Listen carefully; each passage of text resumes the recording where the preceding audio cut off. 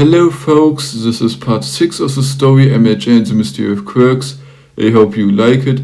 In this part of the story we will cover how the characters will develop and how Luna will talk to All Might, and I don't want to spoiler everything, so the confrontation between All Might and the current wielder of the quirk Singularity is the main part of this story, and I hope you really like my part 6, and if you want to see more of the story, leave a like and comment down below, and then let's start right with the story. Let's go.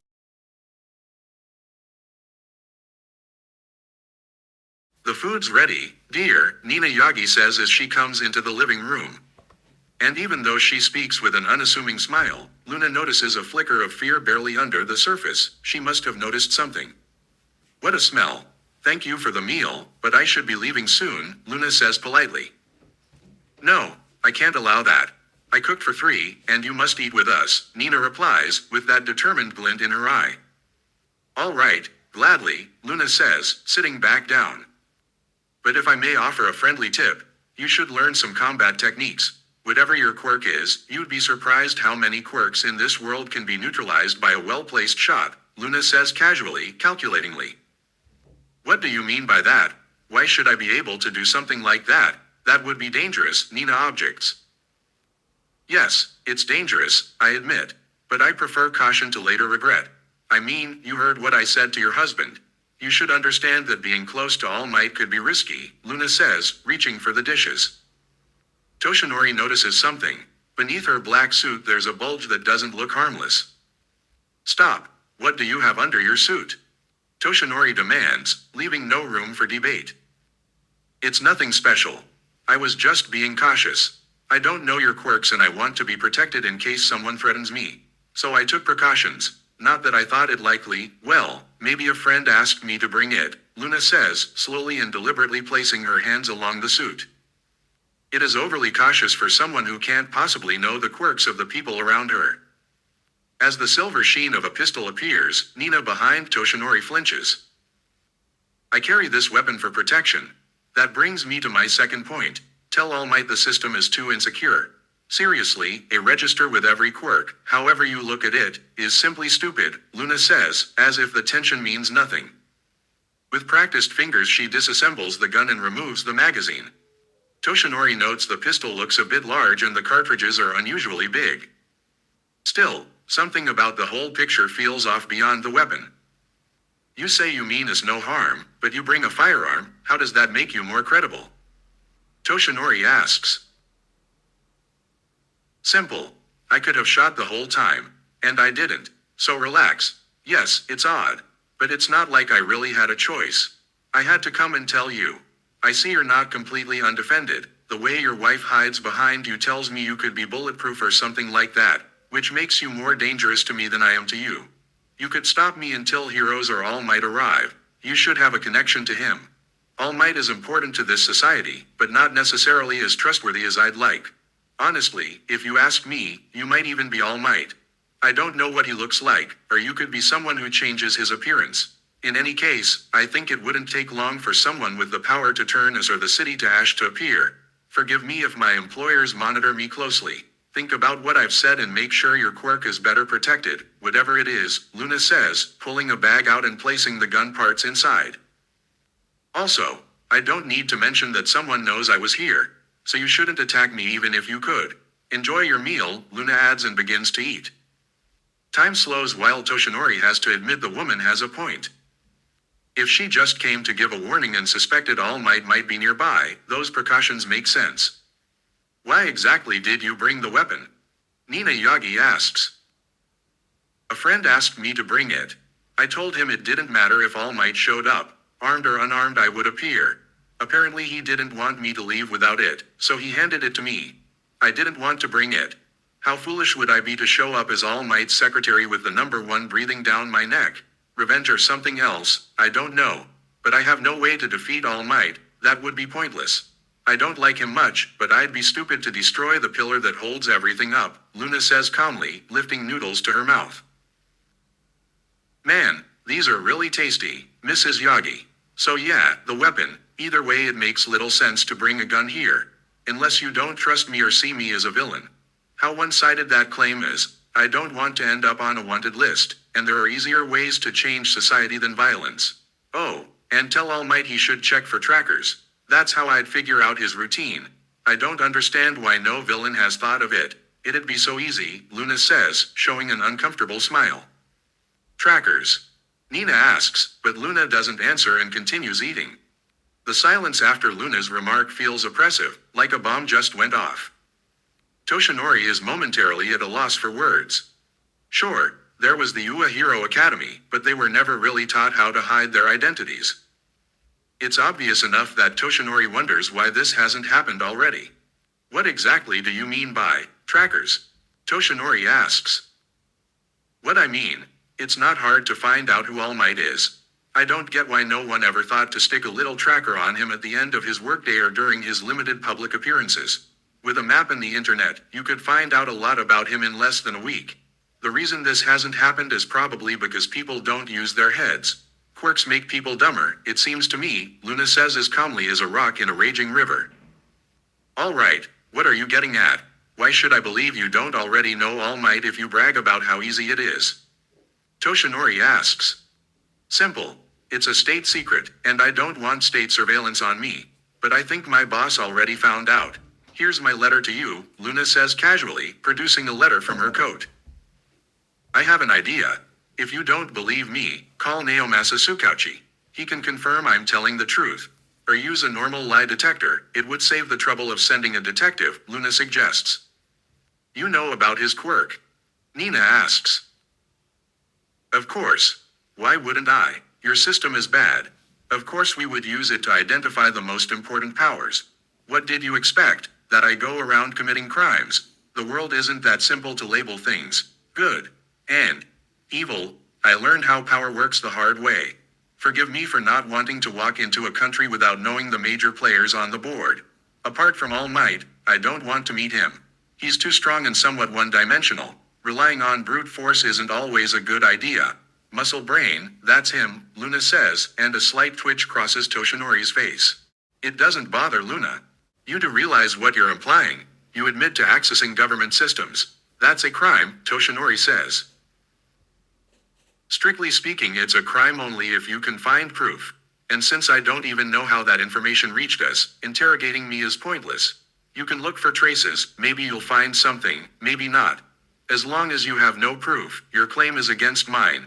I'm just saying, collecting all quirks and data in one place is dumb. I wonder why villains haven't infiltrated the hero registry yet. Germany, Egypt, and Spain do this more strategically than Japan, Luna says, realizing she's becoming a bit arrogant. The conversation continues while Luna eats calmly and reveals more information. She grows quieter and thanks Nina Yagi for the meal. It's genuinely a very tasty pasta with tomato and garlic. As the meeting winds down and the guests say their goodbyes, Toshinori can't say exactly what moved him not to detain her. Whether it was that she was merely an employee of Horizon, or because she didn't seem intent on actually exposing All Might, he doesn't know. But the calm and the cold calculation in her eyes leave Toshinori with the sense that, even when she sounded arrogant, she was very much in control. The way she showed no fear suggests she didn't feel threatened. One thing is clear, she knows far too much about those close to All Might. Even if she appears uninterested, that knowledge is problematic. I can't say exactly how much she knows about me or her superiors, so I can't act blindly. Arresting her now would cause legal trouble with the Horizon Corporation. There could be legal repercussions. Even if nothing came of it, exposing my identity would be problematic. I can't take that risk. And if my superiors know my identity, they could use it as leverage. I can't destroy a whole corporation with raw muscle. Theoretically I could, but it would ruin my reputation. What should I do? I should inform Nezu. He can advise me, All Might thinks as he watches the boldest person he's ever met drive away. She was direct, Nina Yagi says as she approaches from the kitchen. She's different, love. I don't know why I never thought of the things she said so easily, Toshinori replies, his face folding into a look that is part confusion, part something bitter, like he'd bitten into an unpleasant truth. For a second the room is quiet. Then Toshinori turns to his wife. The questions in his eyes are the kind he would rather not have to answer. The look is strange, then softens again. I don't know either why I didn't see it, he says slowly. It's not that I didn't consider risks before, but it's odd that only she mentioned the idea of attaching a tracker or some device to me. I can't remember ever being taught how to react to people who think that way. We never learned how to guard against espionage. We never learned how to keep our identity secret. And what unsettles me most, unsettled, is a better word than afraid, is the feeling that she suspects I'm All Might, but she chose not to press me for confirmation. Toshinori speaks uncertainly, trying to explain why her caution toward All Might felt deliberate. It occurred to him, improbably, that this woman might actually be afraid of him, a fear he rarely encounters. Villains may fear the symbol of peace, of course, but a normal person feeling fear toward him leaves a bitter aftertaste in Toshinori's mouth.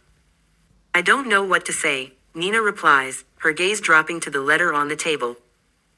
But whether she knows your identity or not, her superiors certainly do, and that makes things more complicated. It means we can't act directly against her, does it? I don't know what to do, Toshinori answers, running a hand over his face. This is something I never expected. It raises the question of why we never teach students in hero schools how to conceal their identities properly.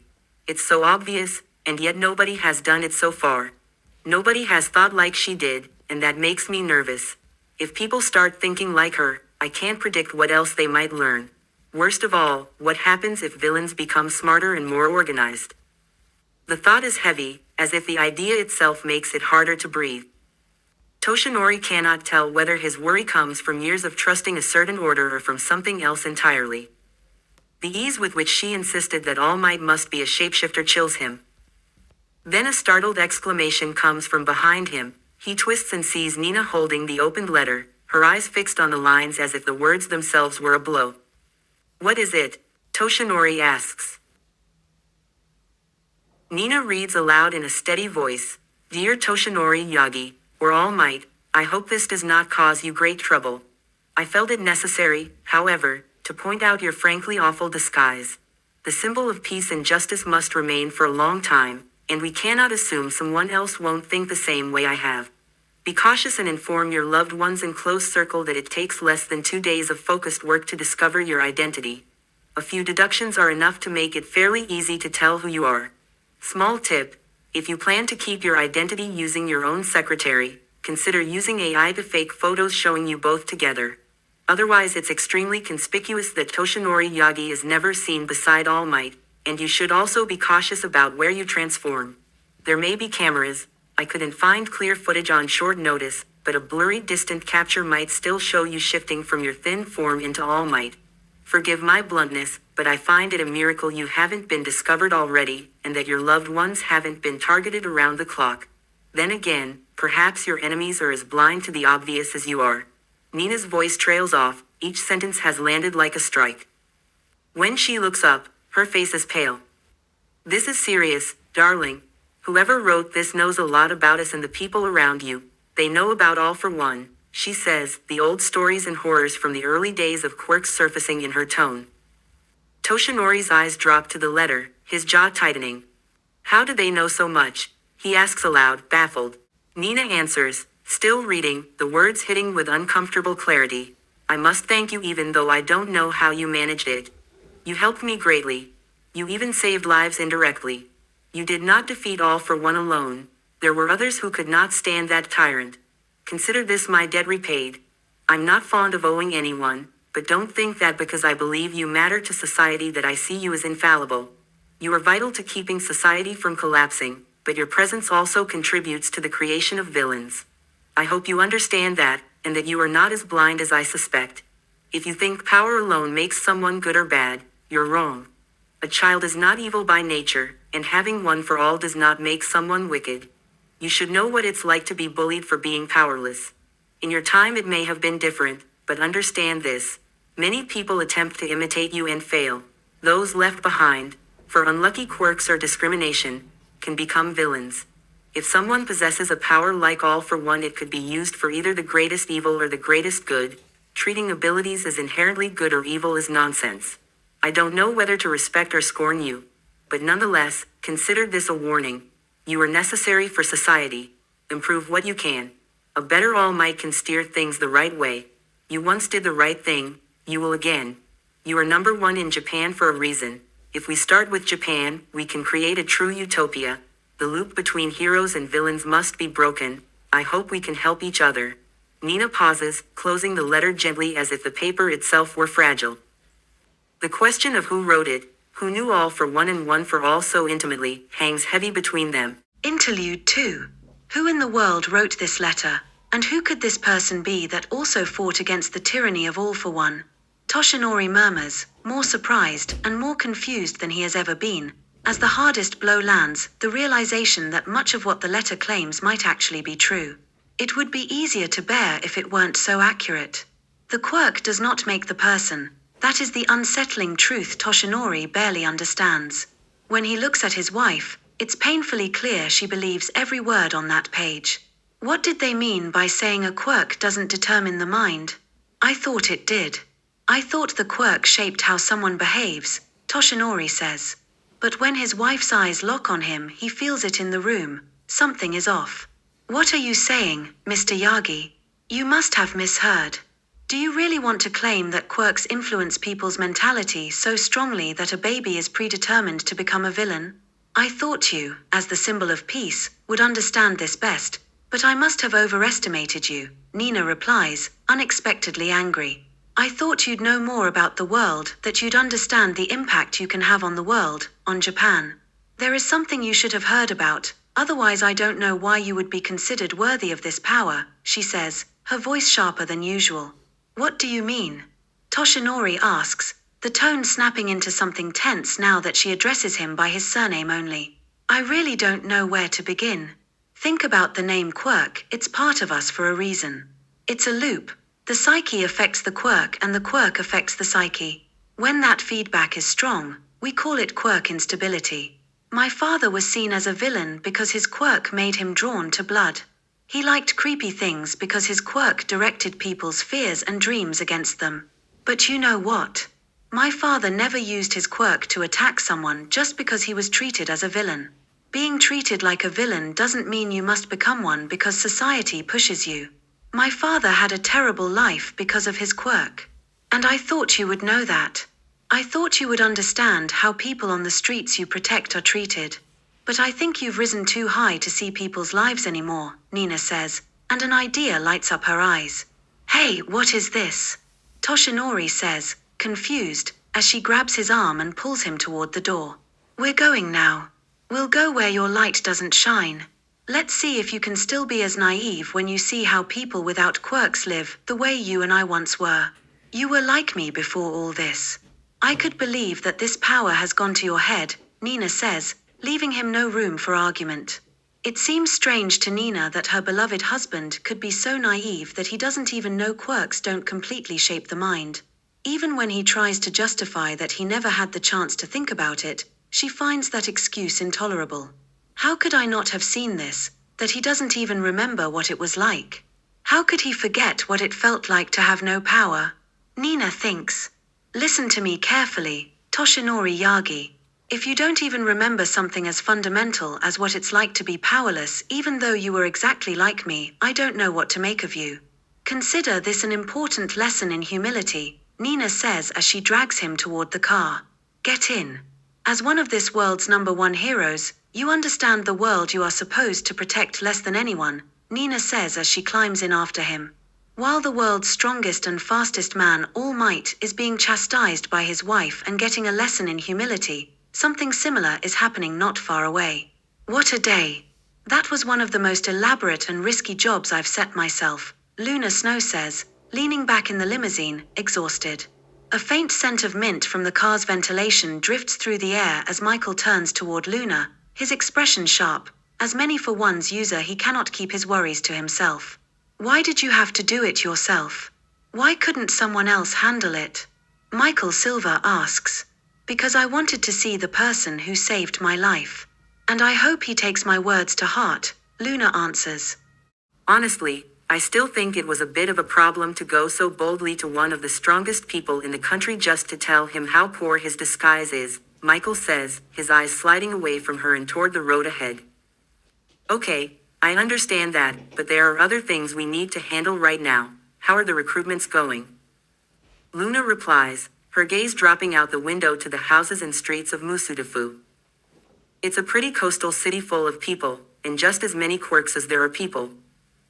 It's colorful and beautiful, and at the same time a living symbol of the hero society and the discrimination the quirkless face. If around 20% of the world has no superpower, then in this society being powerless is a curse. So it's no surprise that recruitment numbers are insanely high. It's basically the only opportunity quirkless people have to get a decent job. It's really pathetic how society treats the quirkless, but that's fertile soil for me, exactly the ground I need to build an empire. It's ridiculous how many options I get with those who have no quirks. Those are the people I need. They tolerate more quirks and compatibility problems are far less of a concern. If someone already has a quirk, it's like a color in them and mixing new things can create ugly results. With quirkless people there's no incompatibility. I can give them anything I want. Whether I could destroy All Might's quirk and absorb his X energy, I don't know. But I should definitely study a few heroes and how their quirks work. That could inspire new quirks. Especially Shoto Aizawa, Eraserhead. He's promising. If I could make a quirk that achieves the same effect but without the blinking issue, or even with an area effect, I might get closer to my anti-quirk idea. Imagine producing anti-X energy. Heroes and villains alike would be utterly confused if the atmospheric X energy were neutralized and everything returned to normal. Logically, anti-X energy should work like that. If the world is filled with X energy, if X energy underlies all paranormal phenomena from quirks to strange behaviors, then anti-X energy would temporarily cancel it and restore physical laws. But I fear a quirk made from anti-X energy would neutralize my own quirk on contact, like matter meeting antimatter, and I might lose my quirk if I create it. I'd have to try the process externally, not inside myself. In the worst case I'd have to yank my hand away or sever the connection and teleport out so my quirk isn't erased. Okay, anti-quirk is a much more dangerous idea than I thought, Luna Snow thinks, a nearly villainous smile playing at her lips, the very smile that sometimes makes Michael's blood run cold. It's the smile of someone plotting something absurd and maybe very dangerous. If recruitment goes so well, I can check on Izuka, my half-sister, Luna says. But just before they can reach the luxury villa where Izuka Midoriya lives, before they get too close for comfort, something more urgent demands attention than a family visit.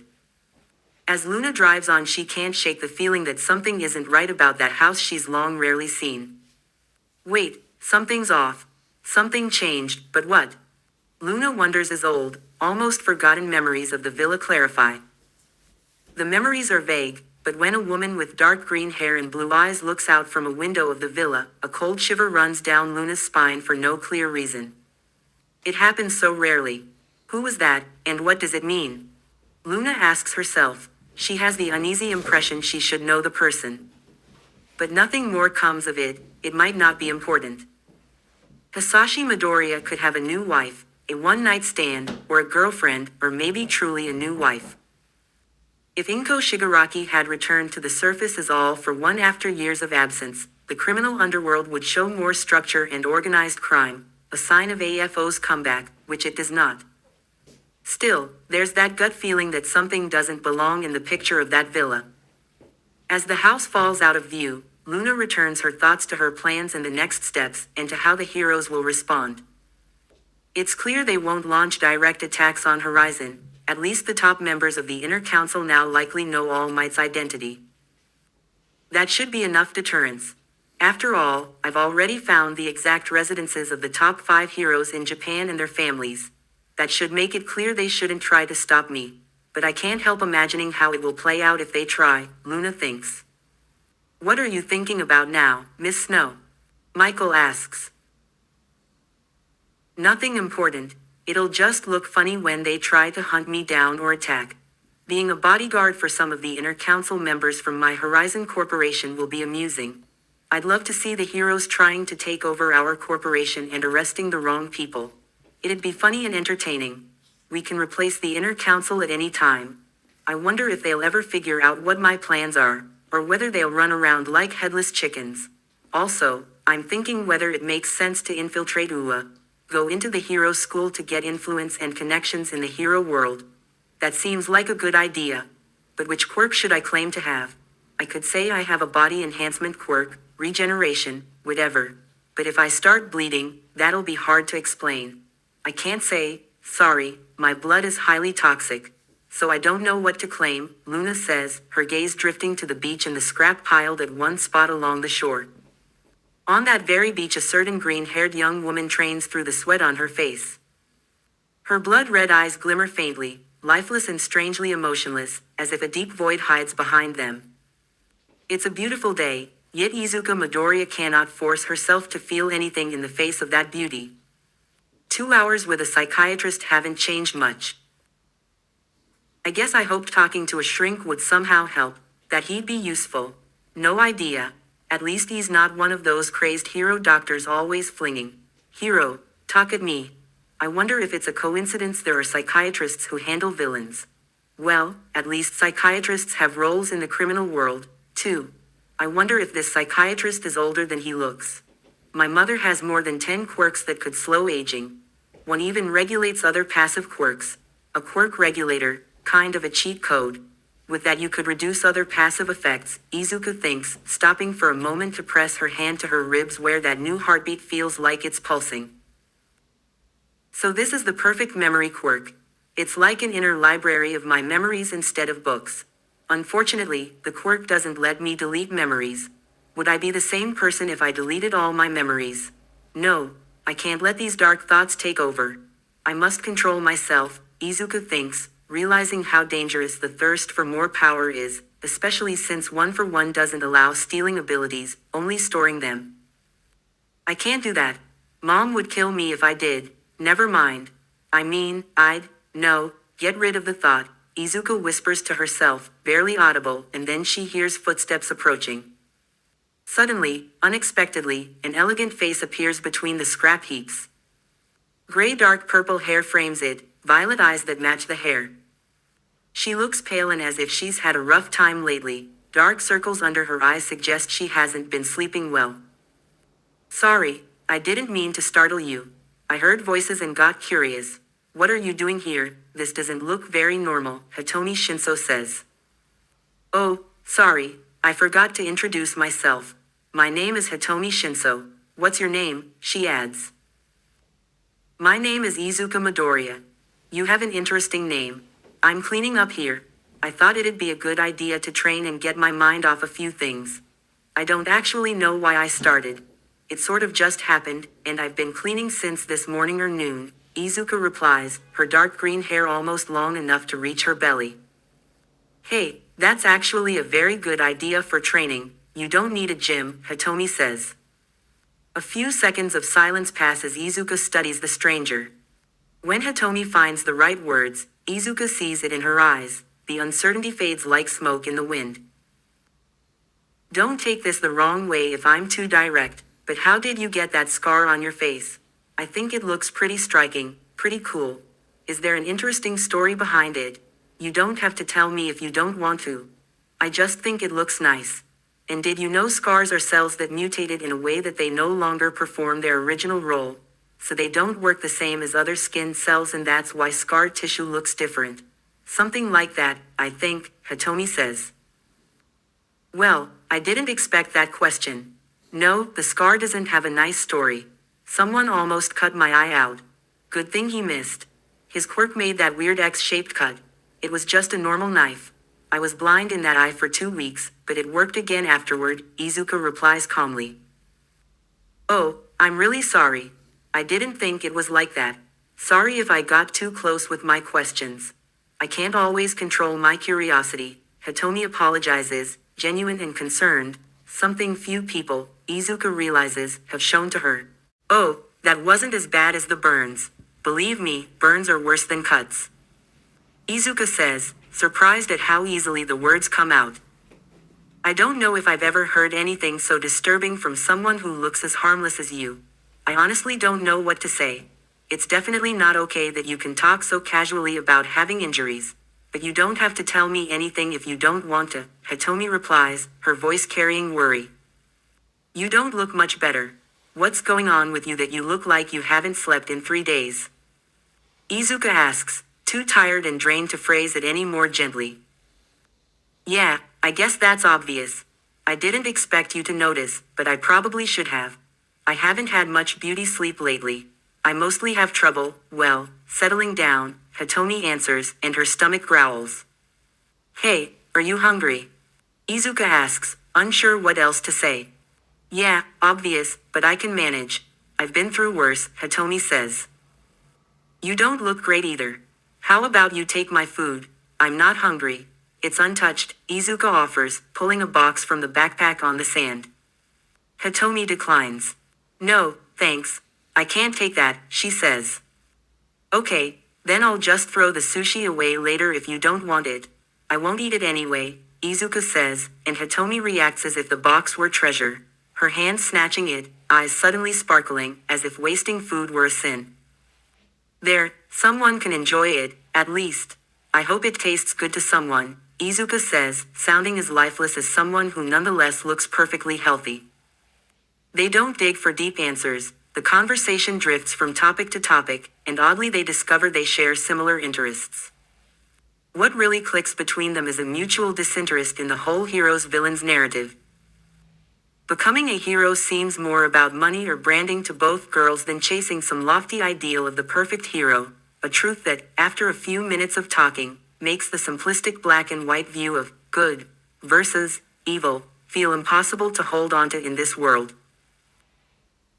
I mean, we call the abilities people are born with quirks for a reason. It's the same word as trait. Everyone has their quirks, their characteristics. So why should a quirk be inherently good or evil? A person can't be born good or evil. We agree on that, right? So why does it feel so fixed that heroes are heroes and villains are villains? One more thing that comes to mind. It's not brilliant to indoctrinate kids with hero propaganda day after day from childhood until adulthood.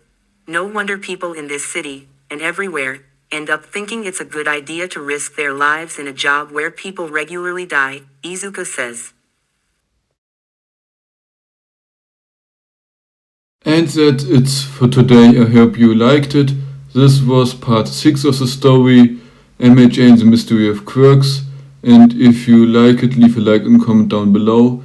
I hope really my YouTube channel can get more views, and if you want to see the next part of the story, you can click on the right side of the screen. On the left side of the screen you can now also see the newest video I uploaded. And until next time, take care and goodbye.